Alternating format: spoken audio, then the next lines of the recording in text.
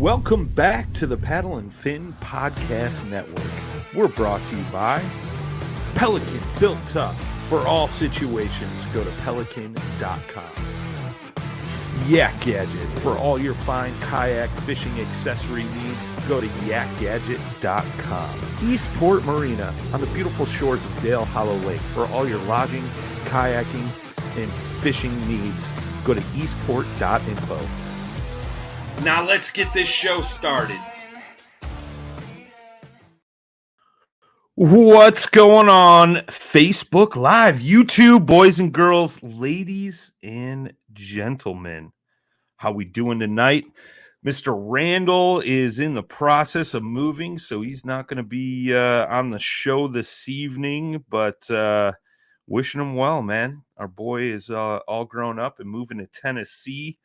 So it's good and exciting for him, man. Super excited for our guy Jay Randall.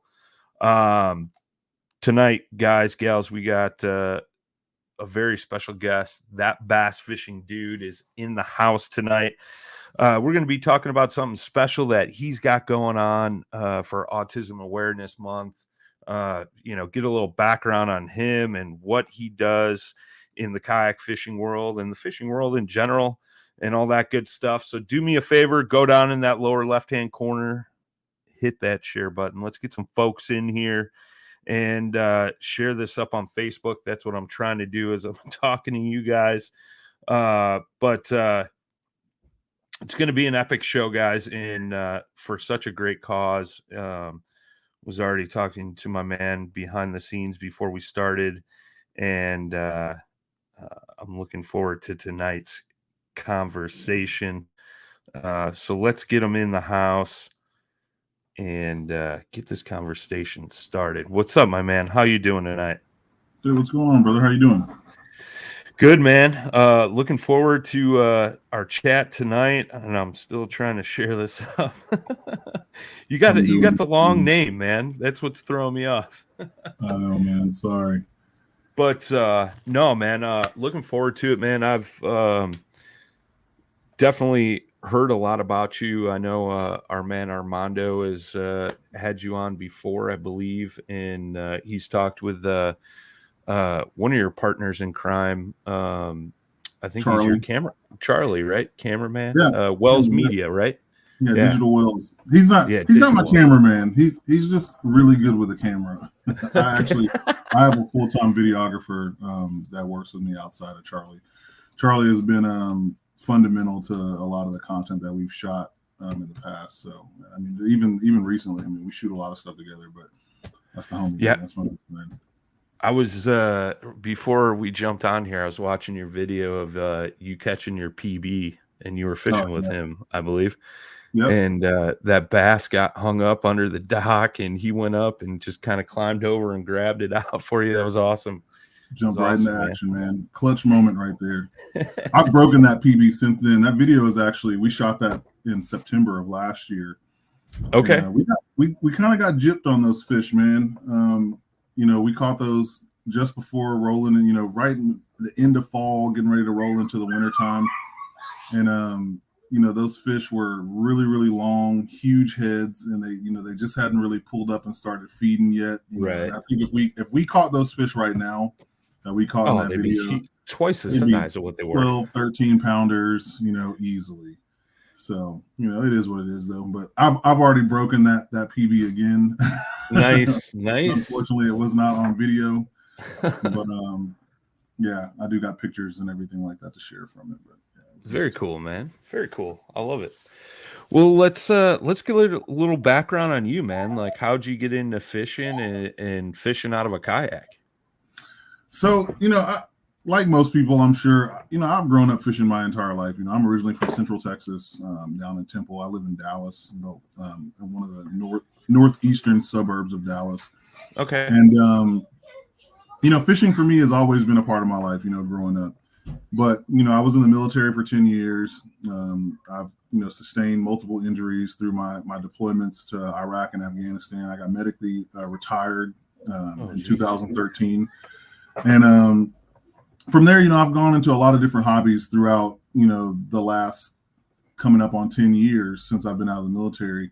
Everything from woodworking to messing with cars to just being outdoors in general. But outdoors has always been a part of my life. But about 3.5 coming up on 4 years ago, I just kind of really got back into the mode of fishing again, and not just any old fishing, because the type of fishing that I grew up doing, like most people grew up doing, is just worm fishing, worm and bobber fishing. Throw a line out there, sit and wait. But for me, it was really I really wanted to learn how to fish for bass, and a big reason behind that is because I felt like if I can catch a bass, then I can pretty much catch anything. There's nothing on the planet that I couldn't catch if I can learn how to chase these green fish. So, I just took a leap of faith, and I said, I'm going to create a YouTube channel and an Instagram account, and I'm going to start making YouTube videos. And boom, I jumped into it head first. It took me probably 3 months of screwing around with this to actually catch my first fish. For one, buying every piece of soft plastic that you can imagine from Walmart. My wife actually banned me from buying any more soft plastics. And it's most fishermen, man. It's not just you. It's most fishermen. I'm telling you, man. And it was a serious challenge. But once I did it, and once I finally got that first fish in my hands, it opened the door for me. I saw this light at the end of this tunnel that was just like, man, this is a lot of fun, and I want to continue to do it. And then how I ended up in a kayak, this is a fast forward a year down the line almost. I had bought my wife an Ascend FS10T, a little 10-foot kayak. I'm 7 feet tall. I'm probably the tallest kayak in the world. And I bought my wife this Ascend FS10T from Bass Pro Shops for Mother's Day. And we had a boat at the time. We had a big old 27-foot tri-tune. We would take the kids out on tube and all that other kind of crazy stuff. And we would just mothership her kayak out there. On the back of the boat, and she would just jump out on it, and we'd pull up in a cove or something, anchor, and she would just paddle off and do her own thing. And one day I was just like, let me try that. This was a huge mistake that almost ended my kayaking career before it even started. So she's like, all right, cool. I had never been on a kayak before. I didn't know what to expect, and this kayak is definitely not built to support somebody of my stature. I weigh 315 pounds on a good day. 7 feet tall. This boat has a maximum capacity of like 300. So I jump in the boat. And, again, I have, I broke my back in the Army. That was one of my injuries.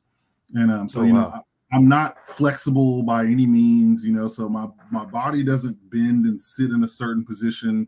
But, so I sit down in this kayak, and, my balance is all jacked up because, again, I have really poor balance. Sure. But, I couldn't sit in the kayak the way that a normal person would sit in the kayak. You sit back up against the backrest, legs out in front of you. You're balancing basically with your core muscles and stabilizers, and you're paddling. Couldn't do that. The only way that I could actually sit in this kayak and balance it was to actually sit in it back up against the backrest with my legs hanging over the gunnels. Okay. So my feet are in the water, basically bent at the knee. So basically from my shins down is in the water. So as soon as I get on this kayak, man, I threw me a little fishing rod in the back of the kayak and the rod holder, got the paddle. No soon as I sat down on this thing and I said that I was good, my wife takes off on the boat. She's gone. And, her and the kids rip off. They're, 500, 600, 700 yards away from me in like 2 seconds, gone. So I'm kind of just like, screwing around with this thing. And then all of a sudden this boat is just like, I feel like this boat it's got a lot of water in it. Like it's not actually on top of the water like it should be. So I'm like looking down, and there's just water rolling through the scuppers. Sure. And I'm basically sinking at this point. Like I know that the kayak is not going to sink, but I got a PFD on, but at the same time, I'm freaking out. I don't know. I'm like, oh my God. I've taken drown proofing and swimming. I can swim like a fish. I'm good when it comes to that, but in that moment, I was literally losing my mind. And I'm waving my hands like, "Hey, come back and get me. Come back!" And my wife, she peeps over at me and she's like, "Hey," I'm waving my hand. She's like, "Hey, how you doing?" I was like, "No, come back and get me." And she finally, it took probably 10, 15 minutes for her to finally realize that I needed help. Come back and get me. And And what's crazy about it is that I literally probably could have just stood up in the water that I was in. I was probably only in about 5 feet of water. Unbeknownst to me, didn't know this, but I was probably only in about 5 feet of water. Could have stood up if I wanted to. If I had flipped out of the kayak, I'd have been perfectly fine. Could have stood up. Didn't know this, again, freaking out because the boat's going under. So she swings back around, comes, picks me up, and I get back on the boat, and I'm like, man, forget that crap. I'm never getting on the kayak. And so we drag the kayak back up on things. She's laughing. The kids are losing their mind. They think it's all funny and everything like that. Well, a couple weeks later, man, I was just sitting around and I was like, I really want to give this kayak thing another try. Because I was like, there's got to be a platform out here that's big enough to support a big guy like me. Yeah. And so I just jump on the internet and I start searching, get on YouTube and start looking around for kayaks. And, right around this time is when the Three Waters Big Fish 120 came out. Oh, yeah. Okay. Yeah, so that's Three Waters is a sister company for Feel Free. And right. So, I was familiar with Feel Free kayaks, but again, didn't know anything about them really, overly off the top to really get me going. So, a lot of research, just watching YouTube videos about this kayak. It had a really high weight capacity. It was spacious and it was built for fishing, had a high seat on it. So I was like, man, let me go check this thing out. So I went up, it was me and my daughter Presley. We went up it was me and Lila. Presley was like 2 at the time, I think. It's me and my now 8-year-old about to be 9 in a couple weeks. But we roll up to Mariner Cells and they had one in there on the floor. And we walk in and I was like, hey, Duke was up there that day. And I was like, hey, you got Three Waters Big Fish 120. He's like, yeah, come over here and check it out. Blah, blah, blah. So he walks me over there. We're looking at it and I sit it down on the ground and I sit down in the seat and I was like, this is actually, comfortable. I could deal with this, And it was a sub $1,000 boat, and I bought it that day. I literally bought it that day, and nice. I was like, I'll take it, And I did my maiden voyage. I think the very next day, got it out on the water, and the rest is history, man. I fished out of that boat for almost 2 years, and it took me a year to brave standing up in that kayak. So people see me out there on the water and they're like, dude, you stand up on that thing? I'm like, yeah, I got the confidence to stand up on it and, walk around on it a little bit. And, then I moved out of that boat into a Hobie Pro Angler 14. I was on a 12 for a little while as well, but then I moved over to a 14 and again, the rest is history, man. Here we are. No, that's awesome, man. That's a great story. Yeah, man. I love it. I love the part of your wife's just like, yeah, hi. Yeah, man. She literally thought I was just saying, hey, how you doing? She was just waving at me like, hey, no, I'm sinking over here. Come back and get me. I love it. I love it, man. I get where you're coming from, man, because I'm not as tall as you, but I'm like 6'3", 6'4", and I'm not the skinniest guy in the world. And like people are like, you stand in a kayak? And I'm like, yeah, it's funny to see people's reaction when you actually tell them that, you know what I mean? Especially for being such a big guy, Exactly. But, people that don't follow me on social media, that don't even know that I'm on social media or on YouTube or any of that stuff, they see me out on this kayak, man, and they're like, I come to the ramp and I'm getting off the water and they're just like blown away. Like, this dude is huge. You just got off of that little plastic boat. And it's like, golly, man. It's like, yeah, man, I'm really out here. That's great. That's awesome, man. It just goes to show, man, it's such a universal thing, a lot of people, like I've talked about it with people before, when people aren't familiar with kayak fishing, they think that it's like a little sit inside skinny kayak, and then you actually, explain it to them and they're like, oh, wow, I could do that, and it's cool to see that reaction, 100%, man. It's pretty amazing, man. Just, to see how far this sport has come, in the almost 4 years that I've been in it, that I've been a part of the paddle sports community. It has really, really grown substantially. It's awesome to see it, man. I love it. No, I agree, man. I mean, I got into it 2018, I think 2017, 2018. So it's about the same timeline, and it is crazy, man. It's like every year, like we're all jonesing, like what's the newest and greatest thing coming out, we all get excited for it. And then our minds are blown and then they're blown again the next year, Absolutely. So it's totally cool to see. But so when you got into like going strictly bass fishing and all that stuff, that's when you started the YouTube channel and everything? No, I mean, I started the YouTube channel. So basically, I had a conversation with a buddy of mine, and come to find out, he was a bass fisherman. Me and him went to college, didn't even know this, and I had been watching some YouTube videos of Justin Rackley, one of the guys from the squad. Yep. He's right in our age category, so I'm 37, he's right around that 35, 36. Yep.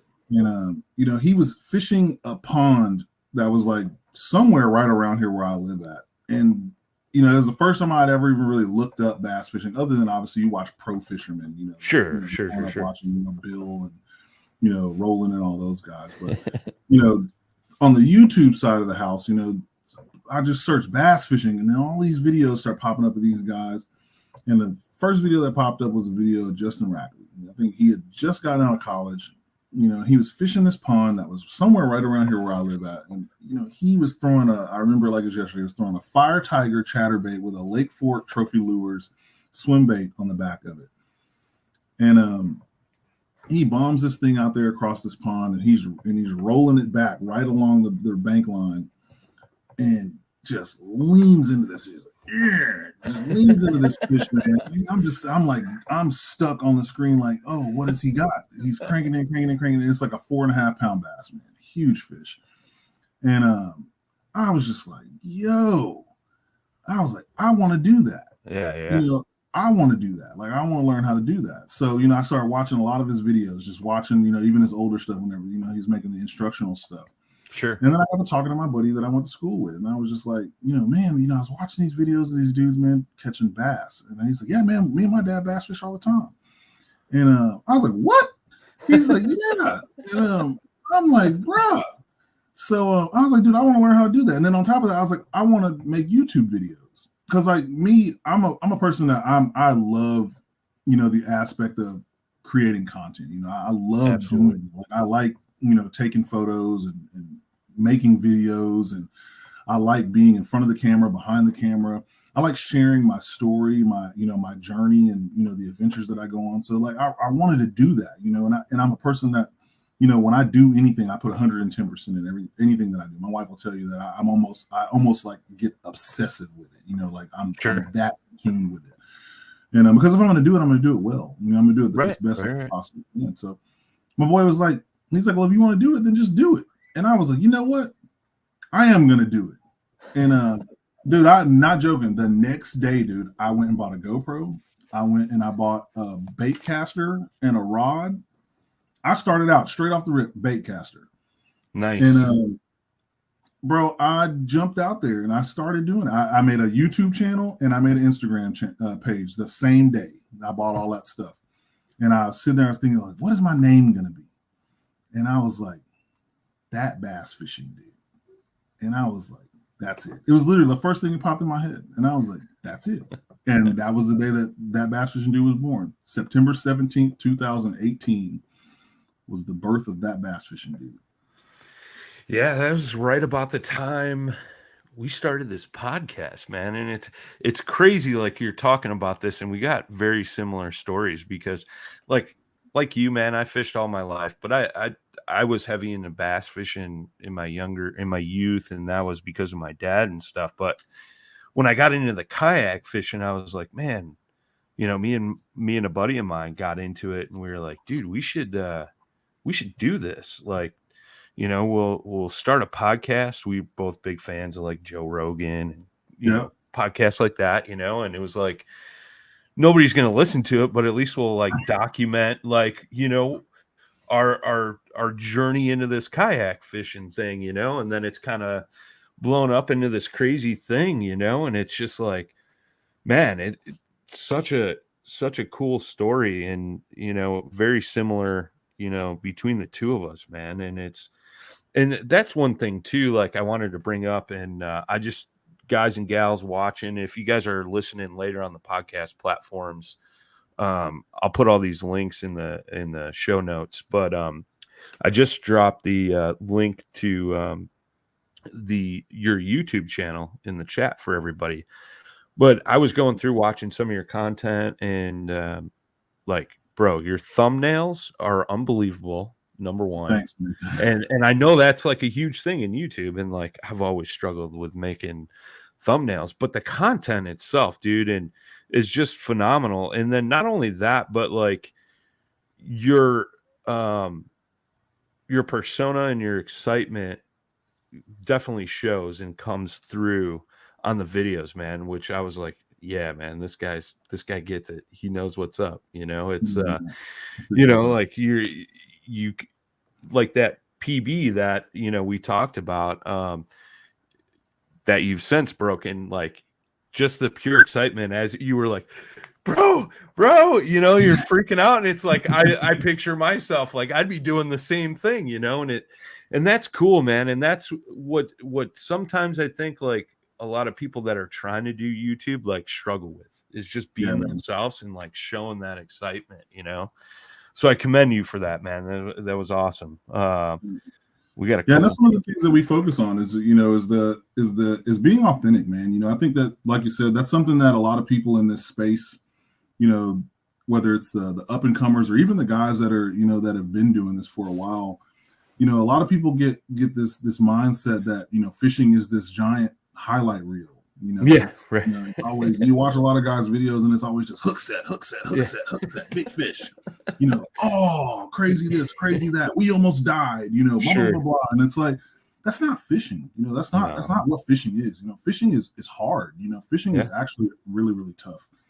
And that's something that we try to focus on. That me and Charlie really try to focus on is showing the good with the bad.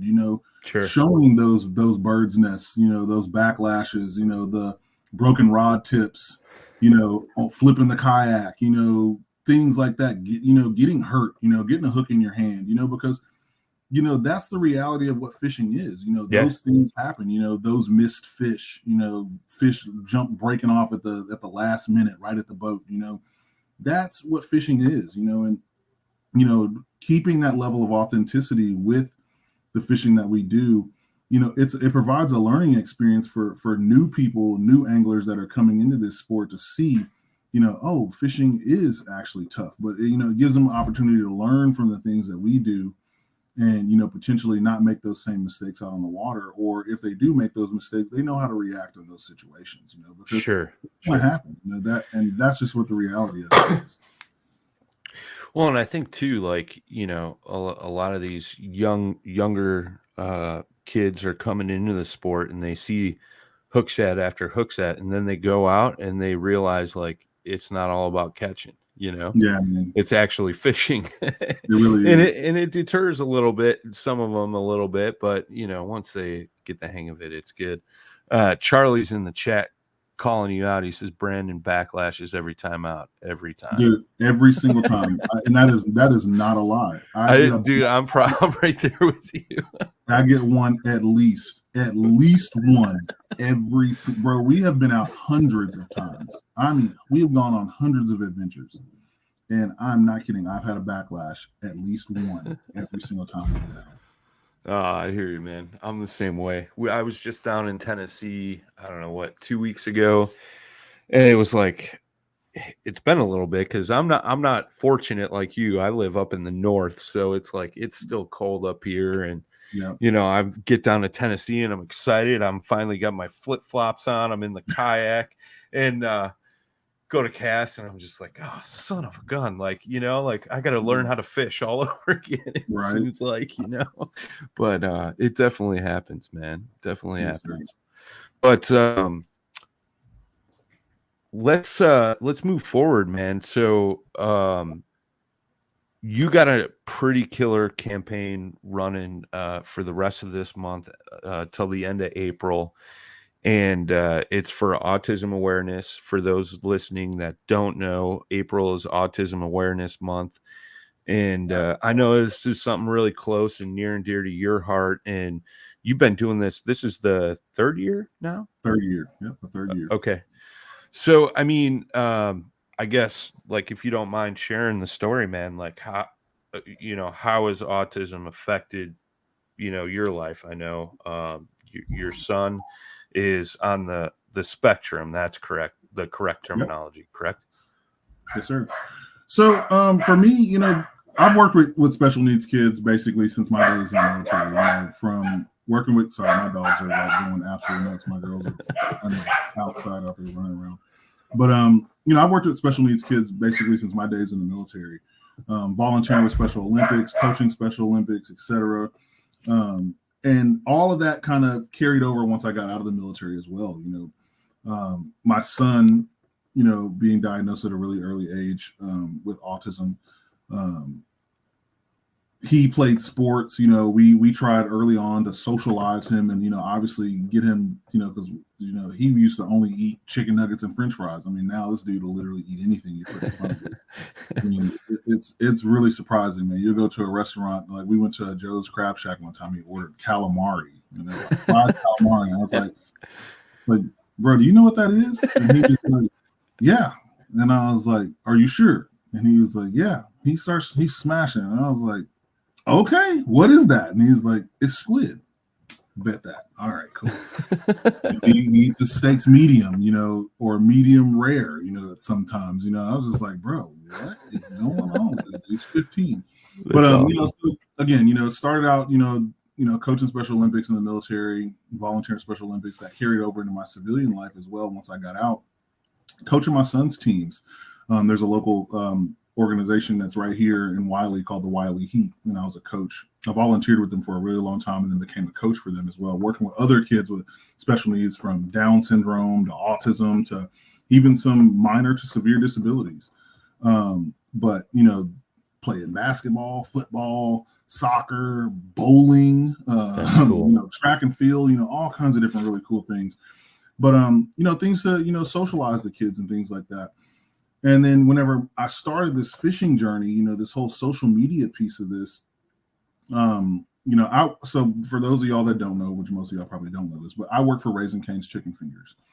And I work in information security for Raising Cane's. And we actually have a guy that works at Cane's at the headquarters with me, who's also on the spectrum. Okay. And again, whenever I started this social media thing, I've always wanted to do things, because I've taken a lot from this community as far as, just things that I needed to learn to get where I am. Sure. And I've always, made a point to give that back, whether it's through time or, education, whatever it may be, or even monetary, whatever it may be, to finding ways to give that back to the community around me that I serve. So, I was talking to some people at work and I was like, hey, where did he come from? And they were like, oh, he comes from this organization called Austin's Autistic Adventures, which is a nonprofit that's right here in DFW that supports teens and young adults on the spectrum. And it's the only organization like it in the country. And they provide social interaction, social events for these teens and young adults. The kids are 15 to, 18 years old. And they do everything from job shadowing to, day trips. They go to amusement parks. They do, painting with a twist. They do all kinds of really, really cool stuff. And just so happened, like 6-7 months later, they were up there doing a tour of our office, because our office is really, really cool. We've got all this really cool stuff up there. I mean, like, if you can imagine going to see what Google looks like, that's what working at Cane's looks like. Okay. Our headquarters is really awesome. And so, they're up there doing a big tour. And I just so happened to be downstairs grabbing a drink. And I came across Jamie, who's the founder of the organization. And I got to talking to Jamie. And around this time, my social media platform wasn't huge, but it was, it was big. I think it was growing. 6,000, 7,000 followers at the time, a few hundred subs on YouTube. And, we got to talking, and I was just like, hey, I heard about your organization. I heard what you do. I was like, my son's on the spectrum. At the time, Brad was 12. Okay. And she was like, oh, that's so awesome. He's a little too young to join, the organization right now, but, we would definitely love to have him whenever he gets a little bit older. And I was like, awesome. And then that's when I was like, you know what? I was like, boom, so, hey, I have a fairly large social media following, and I would really love to partner with your organization to help raise some funds for you guys. I was like, if that's something that you guys are interested in, I know that y'all live off donations and things like that, but I would love to find a way to support your organization. And she was like, that would be awesome. And so, I put this in front of Charlie, and I was like, hey, I want to say I put this in front of Charlie. The first year it may have just been me by myself. Okay. And so, I was like, man, what do I want to do to raise money for this? So I was like, you know what? I'll design a t-shirt, and I'll sell that t-shirt, and I'll donate all the profits from the sale of that t-shirt to the organization. That's huge. I was like, that's exactly what I'll do. So boom, I designed this really sick t-shirt. And obviously it's autism themed, it's got a quote on it. Fishing puts the pieces together. My son actually came up with that quote that year. That's cool. It's always some type of fishing related design. And boom, I posted on my website, start promoting it on my Instagram, YouTube, and we start selling shirts. Boom, selling shirts. We ended up raising $1,000 the first year. That's awesome. That's awesome. Yeah. And first year, $1,000.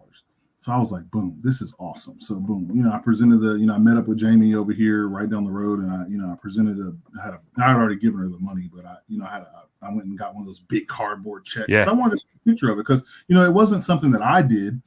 This is something that my platform did. Right. Something that I always make a point to point out is that, my followers and, the people that support me are the ones that allow me to do this, and this is not a me thing. This is a we thing. This is something that we did. Absolutely. And so, I took the big cardboard check over there. So, here, $1,000 to Austin's Autistic Adventures from TBFD Gang. The gang is basically everybody that it encompasses, what that Bass Fish and Do platform is, the gang. Yeah. And so they were so happy about it, man. We took a cool picture, posted it up on social, and, and that was the start of what we've grown to today. And the thought behind it is there's probably a lot of people that are like, man, well, why Austin's Autistic Adventures? Why not, some big national organization like Autism Speaks or some of the other, well-known autism organizations? And the reality of it for me is that I wanted to raise money for an organization and put money in the hands of an organization to where I could see those dollars go to work immediately. Because we absolutely 100% could have, did some kind of campaign, for Autism Speaks or one of these other larger organizations. Sure. And send them a donation check, or send it to them online or however you send donations to places like that. Yeah, you just never know where it goes, though. It would have been a drop in the bucket. Then people get millions of dollars a year. Right. From every which way you can imagine money coming in from. And you never know really where that money is actually going. What is that money really being used for? Well, with the organization like Austin's Autistic Adventures, they are a 501c, nonprofit.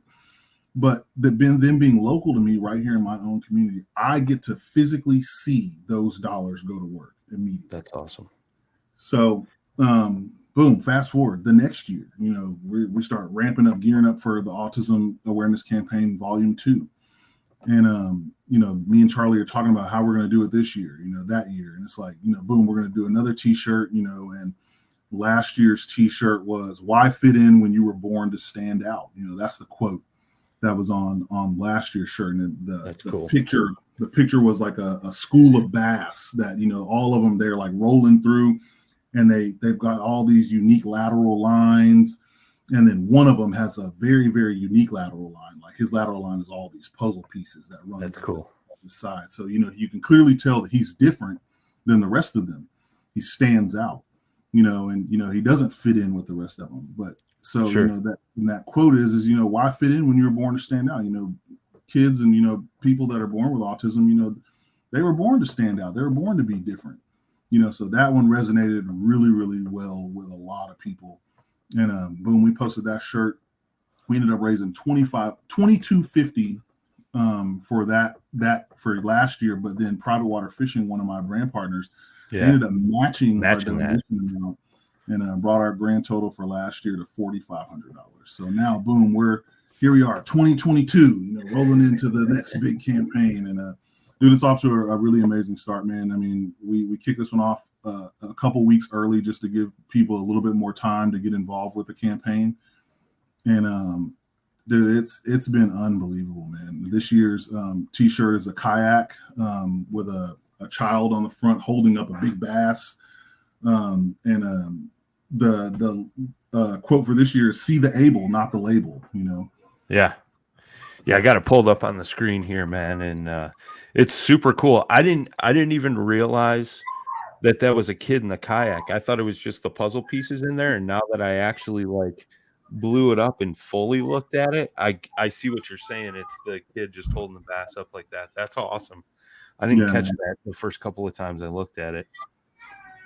That's very cool, man. Very cool. Thank you, sir. Thank you. We put a lot of work into these, a lot of thought into these shirts every year, and try to come up with something unique. Something that stands out every single year, and it's been a lot of fun, man. Oh, I believe it, dude. I believe it. I mean, and it's going to such a good cause, man. And I totally get where you're coming from. Like, you donate to some of these bigger charities, and it's you don't know where those funds are going, and like you said, the fact that you can actually see that stuff at work right there, in front of you, happening in your own hometown, so to speak. It's pretty cool, man, to know that you're helping that organization, help all these folks out, man, which is just so huge, so huge. Yeah, But man.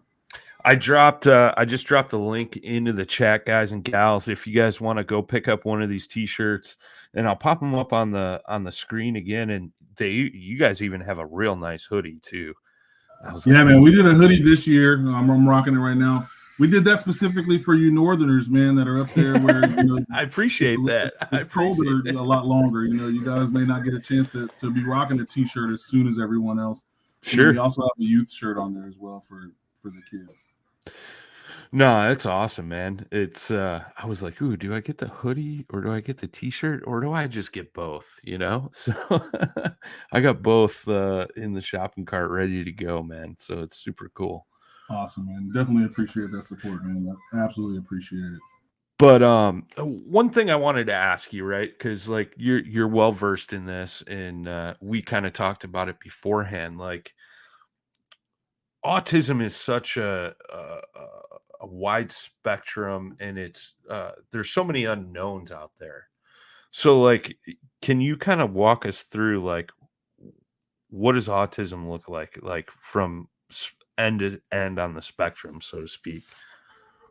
Well, it can vary a lot, from kid to kid, and that's what's so unique about autism as a whole, and what's so interesting about it is how it varies so much from child to child.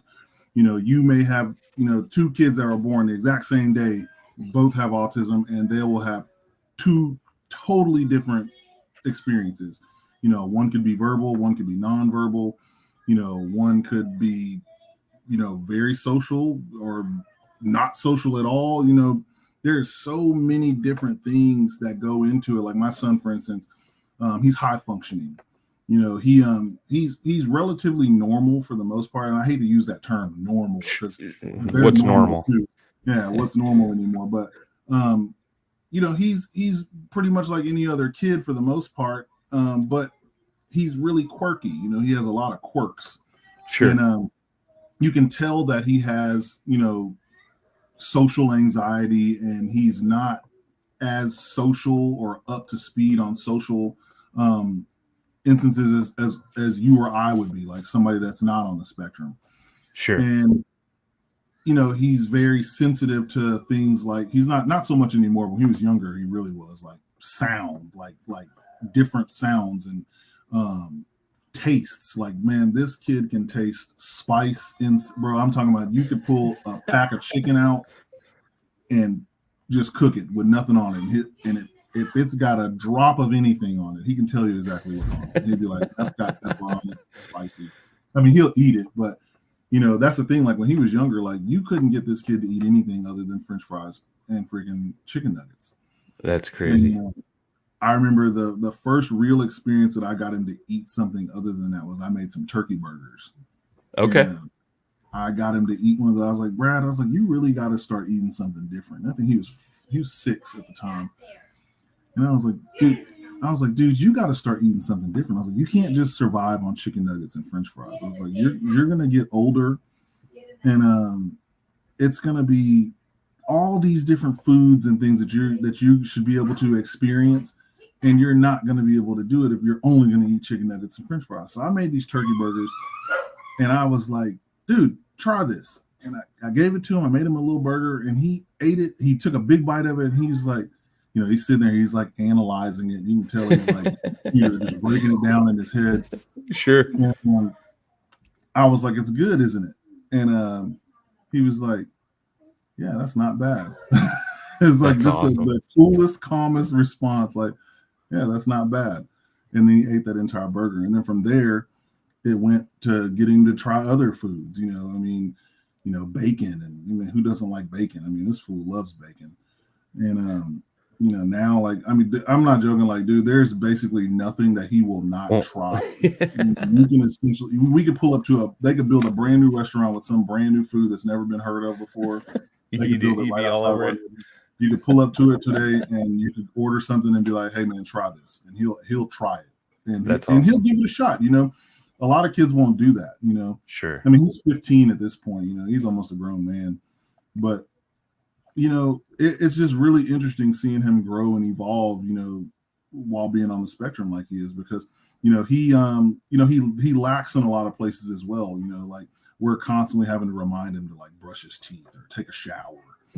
Things like that. That's most teenagers. yeah, to an extent. But then right. No, I get you, man. I get but you. Then there are some kids that are on the spectrum, that I've worked with that, they do that stuff on their own. They don't need to be reminded to do things like that. But other things they're not great at, like they're like motor skill related stuff, like washing dishes or something like that. Sure.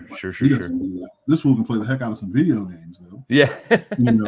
And when he was younger, he used to stim a lot. So stimming is a way whenever they're understimulated, they basically stimulate themselves, but in an outward motion. So to them, man, I used to think, dude, I'm not kidding, man. My son, when he was younger, like you would think he was having the most epic battles you could ever imagine in his head, dude. Like, I mean, I wish that somebody would invent a helmet that you could put on his head that was plugged into a TV so you could see what was going on, dude, because you could just sit back and just watch. Dude, he would literally, and the thing is that it's almost OCD. Yeah, he would take the same exact steps and the same amount of steps from one corner of the living room to the other and back. He would step into the exact same spots and he would do the same foot movement. He would drag his foot the same way. And he's doing this all subconsciously. He's not even thinking about this. Sure. That's crazy. But all the while he's doing this, he's like making all these sound effects and he's talking like he's like, oh no. But you just know, like, dude, it's like it's going down in his head, right? Sure. And I would be like he gets attached to things. Like he had this little, like a medicine dropper when he was a kid. It's like this little squeeze dropper thing. Yeah. He took that thing everywhere. And I mean, like, dude, for like 2 or 3 years, like he had that was he would carry that thing everywhere with him. And then from there, he had like a rubber, or it was some kind of piece of rubber. And then now he plays with a straw, like a bendy straw. And he's been on that bendy straw kick for probably 12 years. No, not that long. Probably about 8 years now. He's been on that bendy straw kick. Huh. So we buy tons and tons and tons of bendy straws. And he freaking, dude, like, he's got that thing in his hand everywhere he goes. Like, it's always in his hand. He's 15. I mean, he'll be like between his fingers, and everywhere he goes, he has that bendy straw with him. That's He's cool. sitting on the table. He's got it. He washes his hands. He's got it in his hand. He's eating dinner. It's in his hand. And it's like, dude, you got to put that straw down whenever you wash your hands. But, it's just really unique. But, I mean, he's really into writing and reading. Like, you're talking about a kid that literally reads encyclopedias cover to cover. Oh, wow. And, he is a walking encyclopedia, man. There's not anything that you can ask this kid about any type of history that he will not rattle it off to you and tell you what was going on. I mean, it's so detailed. He could tell you like what the weather was like, what it smelled like that day. Like, that's how deep into it he is. I once met a gentleman who was on the spectrum, and like his thing was baseball. And like it almost seemed like he could tell you any baseball stat you wanted to know.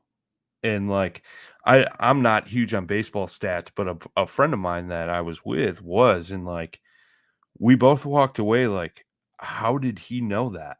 And my buddy had known this gentleman, and it was such a unique experience, and I would have never thought or guessed that. Like that was one of the kind of things that people that have autism kind of do or have. Yeah, man, definitely. Hey, man, I hate to step away for a second, but can you give me like 2 seconds, just real quick? Yeah. You're good, man. You're good. Go ahead. While he's away, guys, man, it's such an interesting conversation, and such a unique thing, autism in general. And like that bass fishing dude said, there's so many unknowns. But there's been advancements in research and stuff like that, which has brought to the limelight more awareness of what it is and what's going on and things like that, man. And I definitely encourage you guys to go to the link in the chat. I'm going to drop it in there again. It's just thatbassfishingdude.com/pages/Autism Awareness Campaign. And, pick up a shirt, pick up a hoodie, and, all the benefits from that go to that organization that I dropped in the chat as well, Austin's Autistic Adventures. And it's just a huge thing for, people that, suffer from autism. It helps them out in so many different ways. And then while you guys are at it too, man, don't forget to follow him on all the social media stuff, the Instagram, the Facebook, the YouTube, and I'll drop those links in the chat once again as well too, man. But no, man, I was just talking about how it's just so unique. You know what I mean? Like, when you look at the spectrum across the board, and I mean, I wish I could read an encyclopedia from front to back, and I get through like 2 pages of one. Yeah, that's what I was gonna say. I get through like 4 pages and be like, yeah, this isn't happening, and just drop it, but it's crazy, like a lot of folks with autism, man, they are some of the smartest people I've ever met. They really are, man. They are very, very intelligent, and I mean, it's really, really, it's interesting how that works out, man. Like, it's like they have access to their entire brain, whereas we're only using half. Right. Whatever percentage of our brain is, they get access to the whole thing, man. Because they've got some serious, problem solving skills. They're really good. I mean, but again, that whole piece of it is so different because it varies from person to person. You get some that are really good at math. You get some that are not good at math at all. You got some that are really good with chemistry, or that are really good with science or history, like my son. He's really, really, he is stellar at history. That's awesome. And that's something he is super passionate about as well.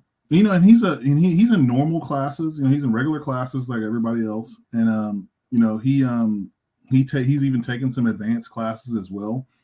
And he's a straight A student. He's a stellar student academically.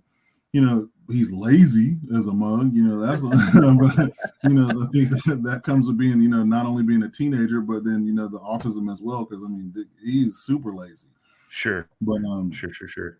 Yeah, man. But he's like hyper vigilant, to certain things, but then some things he just doesn't pay attention to at all. Like, it's just like in one ear out the other. He's not even paying attention to it. Right. Yeah, it's that's wild, man. I mean, what like as a parent, like what has been like the biggest struggle that you've kind of had to face with his autism, so to speak? I think for me, the biggest thing is just him growing up, is just really kind of just gearing him up to go out into the real world and be able to, function on his own, as a normal functioning person in society. Because, the reality of it is that he is capable of doing so. While there are some kids, some people that are on the spectrum that will never leave home.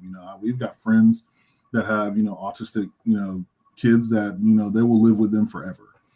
But, Bradley is more than capable of going out and getting a job and driving a car and having a girlfriend and, getting married one day, having kids, all of that stuff, functioning on his own in society.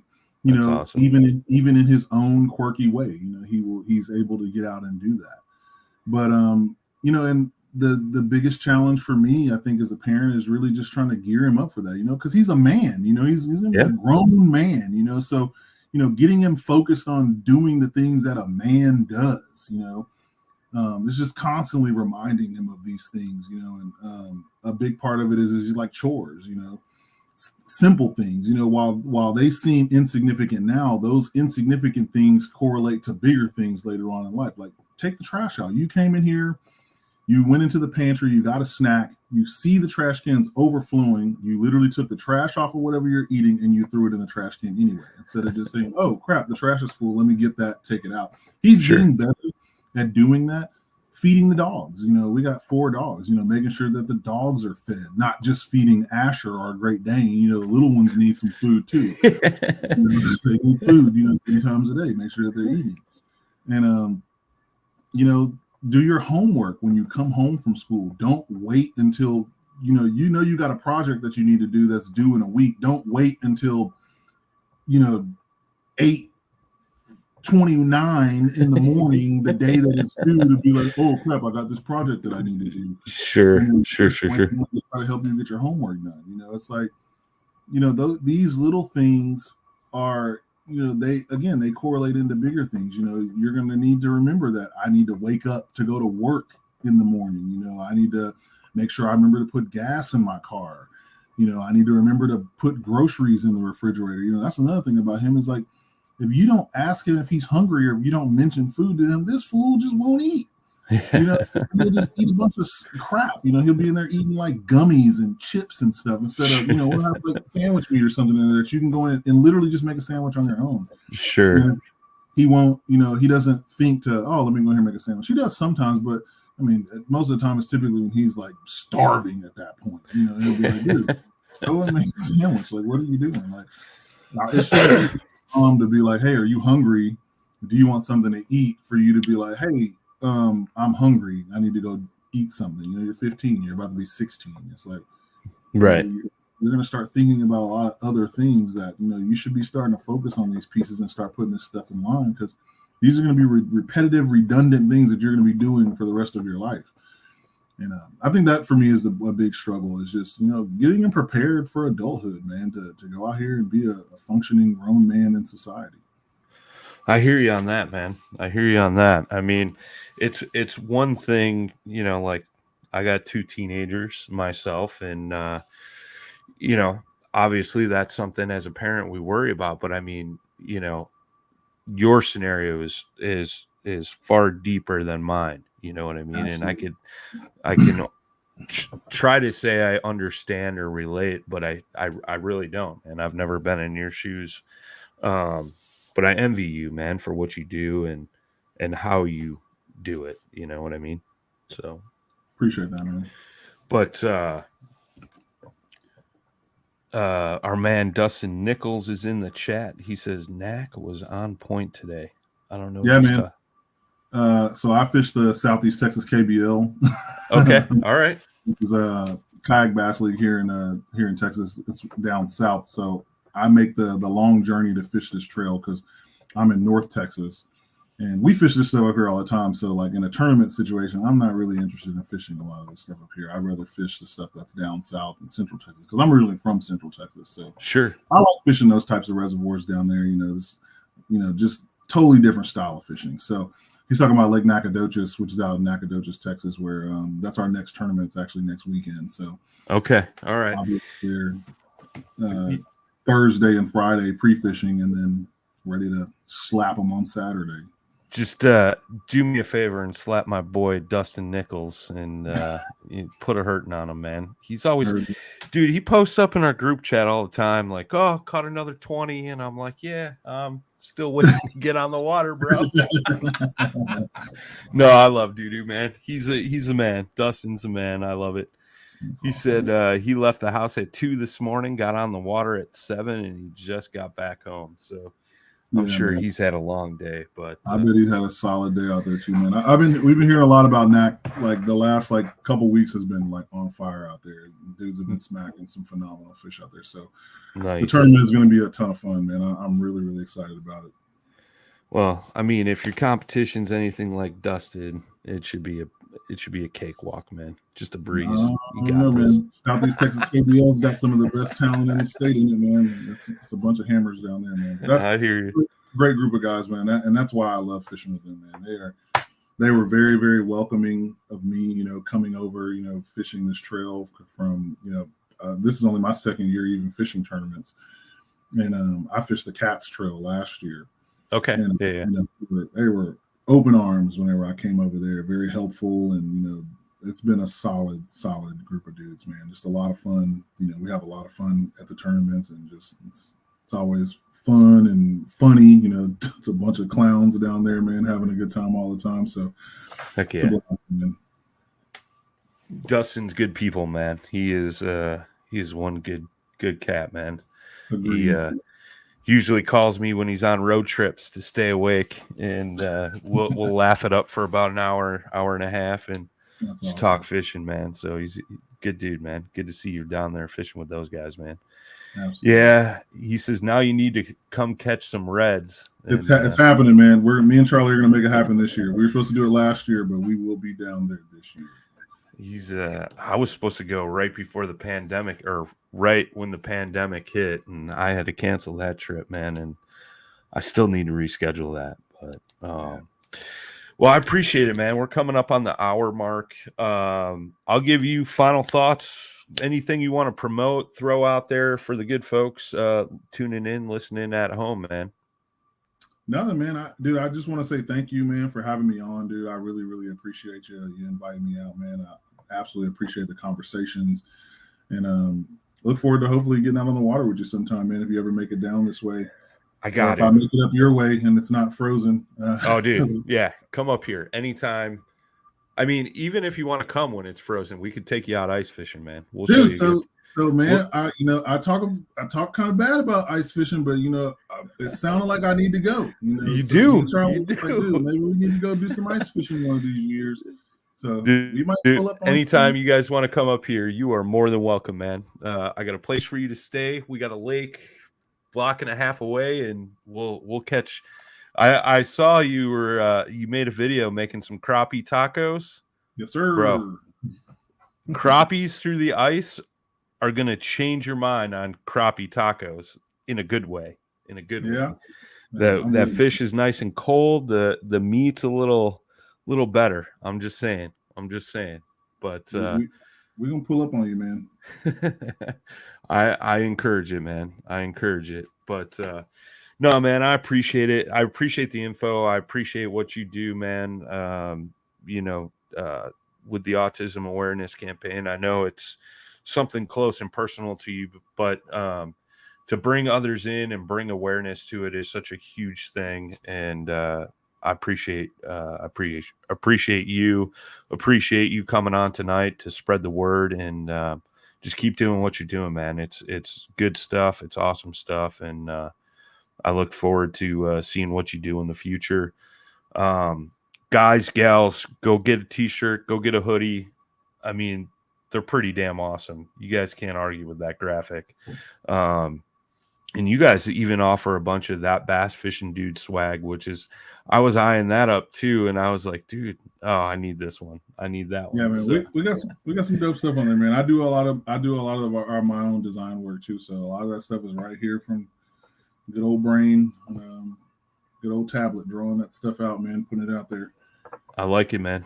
I like it. Boys and girls, thank you as always for tuning in. Folks listening on the podcast, thanks for tuning in and listening. And we're here every Thursday night, 7 Central, 8 Eastern, 5 o'clock out on the West Coast. We will catch you next week, boys and girls. Tight lines, smooth paddle.